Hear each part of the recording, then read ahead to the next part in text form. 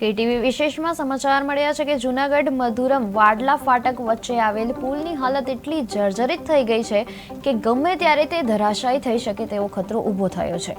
આ પુલ સોમનાથને જોડતો મુખ્ય માર્ગ છે, જ્યાં રોજ હજારોથી વધુ લોકો અવરજવર કરે છે, પરંતુ તંત્ર દ્વારા હજુ સુધી કોઈ તુરંતનું પગલું લેવામાં આવ્યું નથી, જેનાથી સ્થાનિક રહેવાસીઓમાં ભારે આક્રોશ અને ચિંતા વ્યાપી છે।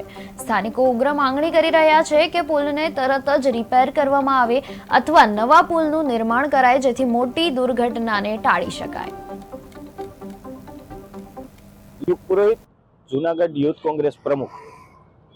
આજે સુરતની અંદર, વડોદરાની અંદર, મોરબીની અંદર અનેક પુલ તૂટવાની દુર્ઘટના થઈ છે, ત્યારે ક્યાંક ને ક્યાંક જૂનાગઢ વિસ્તારમાં એવા ઘણા બધા બ્રિજો આવેલા છે, ઘણા બધા પુલ એવા આવેલા છે કે તેની હાલત અત્યંત એટલી ગંભીર છે કે તેમાં અવારનવાર અકસ્માત થાય છે, અવારનવાર દુર્ઘટનાઓ ઘટે છે।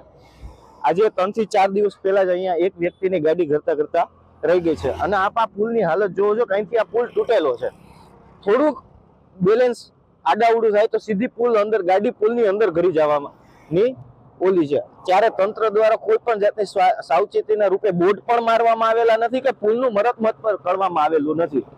ત્યારે અમે તમામ આજે આ મધુરમના રહીશો અને તમામ આગેવાનો સાથે મળી અને તંત્રને એટલી રજૂઆત કરીએ છીએ કે જલ્દીમાં જલ્દી આ પુલનું મરમ્મત કરવામાં આવે, અથવા તો આ પુલને હાવ પાડી નાખવામાં આવે અને નવેસરથી નવો પુલ બનાવવામાં આવે।